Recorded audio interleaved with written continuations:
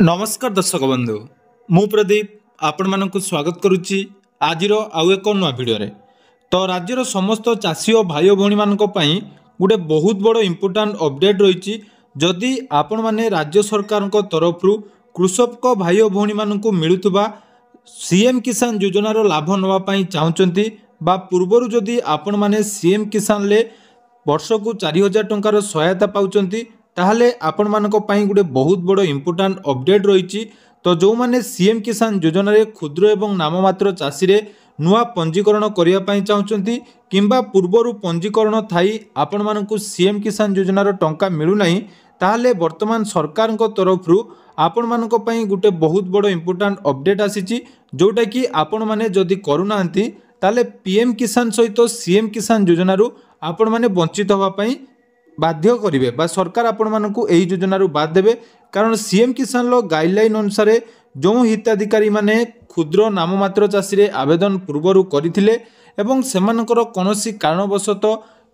किछि किस्तीर टंका आसी नाही एवं वर्तमान जदि आपण माने निज निजर स्टेटस चेक करचंती एवं स्टेटस चेक कला परे आपण मानकर अपडेट जोटा कि रहिछि मैंडेटरी पैरामीटर रे इनसफिशिएंट डाटा बा आपण मानकर लैंड सीडिंग रो प्रॉब्लम जहाँ भी आपण मानकर स्टेटस अपडेट रही ताकू नहीं जो इम्पोर्टाट अपडेट टी आछि आसंतु से विषय रे आज रो वीडियो रे आलोचना करबा ता पूर्व जदि चैनल को प्रथम थर विजिट करचंती वीडियो को लाइक करिवे चैनल को सब्सक्राइब करबा सहित पाखरे थिबा बेल आइकन को क्लिक करी ऑल ले सेट कर देबे। देखंतु आम राज्य सरकार कृषि और कृषक सशक्तिकरण विभाग रो सीएम किसान योजना रे प्रत्येक वर्ष क्षुद्र नाममात्र चाषी जो माने रहिचंती दुईटी किस्ती रे आपण मानकु 4000 टंका प्रदान करा जाय एवं एई जो दुईटी किस्ती आपण मानकु अक्षय तृतीया एवं नुआखाई अवसर रे राज्यर समस्त कृषक भाई और भौणी माने सीएम किसान योजनार सहायता राशि पाई थांती। या सहित जो माने भूमिहीन परिवार रे रहिचंती बा भूमिहीन चाषी मानकु सेमानकर आवेदन कला परे मोट 12500 टंकार आर्थिक सहायता प्रदान करा जायताय। तेणु सीएम किसान पोर्टाल ले वर्तमान आपण मानक पई जो अपडेट टी आसीची जो थिरे प्रत्येक सीएम किसान हिताधिकारी को ए विषय रे जानिबा नियाती दरकार कारण आसंता डिसेंबर 31 तारिख पर्यंत सीएम किसान योजना रे जो अपडेट टी रहिची जो थिरे सीएम किसान योजनार बाध्यतामूलक आवश्यकता गुड़िक पूरण करिनथिबा हिताधिकारी मानक निमंते गुरुत्वपूर्ण सूचना। तेणु पंजीकरण पई बाध्यतामूलक आवश्यकता जोटा कि रहिची बैंक खाता सह आधार संयोगीकरण एवं कृषक ओडिशा पोर्टाल ले पंजीकरण। तेणु से माने नुआ करी सीएम किसान योजना रे आवेदन करिया पई चाहउचंती सेमानकर मुख्य काम होला सर्वप्रथमे आपण मानकर डीबीटी एक्टिव करिवे जोटा कि हमर आधार कार्ड सहित आधार बैंक संयोगीकरण बोली आमे कहूचु बा डीबीटी बोली कहूचु ता सहित कृषक ओडिशा पोर्टाल ले आपण मानकर पंजीकरण होबा निहाती आवश्यक। तो जदि आपण माने कृषक ओडिशा पोर्टाल ले पंजीकरण करूनांती ताहले आपण मानकु सीएम किसान योजनार सहायता राशि मिलिबो नाही बा आपण माने नुआ करी मध्य आवेदन करि परिबे नाही। एवं देखंतु एई पंजीकरणर अवधि बा शेष तारिख जोटा कि रखा जाईची 31 डिसेंबर 2025 अर्थात आपण माने एई वर्ष डिसेंबर 31 सुधा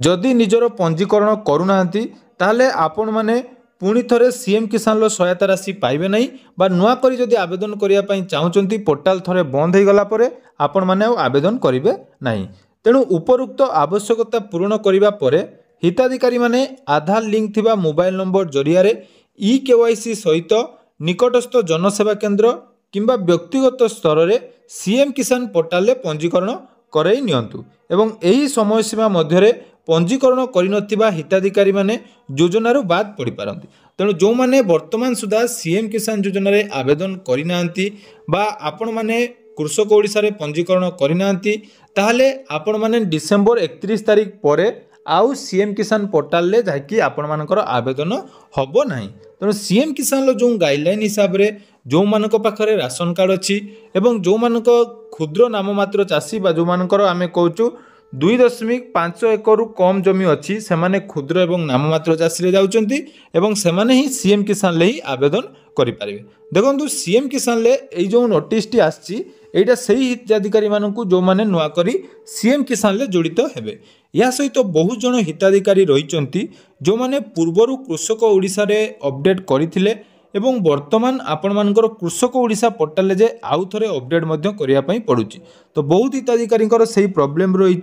तेणु सेमानकर केमिति अपडेट हम से विषय में ऑलरेडी वीडियो आपण मानक सहित पूर्वर शेयर करछि। डिस्क्रिप्शन से वीडियो लिंक देदेवी। सर्वप्रथम आपण माने कृषक ओडिशा पोर्टाल निजर रजिस्ट्रेशन करेंगे। कृषक ओडिशा पोर्टाल रजिस्ट्रेशन कंप्लीट हैला परे आपण मानकु सीएम किसान योजना रे आवेदन करिया पई पड़िबो एवं शेष तारीख 31 डिसेम्बर। तेणु जो माने भी 31 तारीख सुधा आवेदन न करिवे सेमाने आउ सीएम किसान योजना रे केबे भी अंतर्भुक्त हो पारिबे नाही। कारण देखंतु सरकार को नियम प्रति थर चेंज होउची। जेमिति कि आपण माने जानिथिबे पोर्टाल जते बेले थरे बंद हो जाए जेमिति कि सुभद्रा योजना रे आपण माने मन रखिथिबे पोर्टाल बंद होला परे बहुत दिन आपण मानक अपेक्षा करिया पई पड़िथिला। तापर जाय कि फाइनली एई मासरे सुभद्रा पोर्टाल मध्ये ओपन होइतिला। ठीक से भाई जदि थरे सीएम किसान पोर्टाल आपण मानकर बंद हो 31 डिसेम्बर पूर्व जदि पंजीकरण करूना ताले आपण माने हुए तो ये पूरा क्लीयरली देखो लिखाई जे पंजीकरण न करथिले हिताधिकारी मानकु एई योजना रु बाद करा जिवो। एटा गला सीएम किसान लो जो माने नुआ आवेदन करिया पई चाहुचंती ता सहित पुरुडा रु जो मानकर आवेदन हेई टंका मिलु नाही निज निजर स्टाटस चेक कला परे आपण मानकर जदि प्रॉब्लम किछि रहिछि जेमिति कि आधार सीडिंग प्रॉब्लम हो विशेष करी बहुत जनकर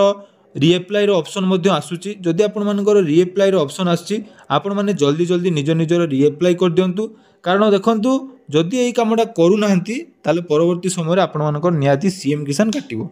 तेणु याकु आखि आगे रखी जो मुई भाई भौणी मैंने वीडियो देखुंट आम चैनल को सब्सक्राइब कर आपण मानकर सीएम किसान ले जदि वर्तमान कौन प्रॉब्लम अच्छी आपण मैंने सॉर्ट आउट कर दिंतु जदि आपण मानकर कौन निर्दिष्ट वीडियो जानिबार अच्छी तले मु डिस्क्रिप्शन लिंक देदेवी आम टेलीग्राम चैनल सेठी आपण माने जॉइन हो जिवे एवं जहाँ भी आपण मानकर डाउट अच्छी सेठी आपण माने कमेंट करि पारिबे। धन्यवाद।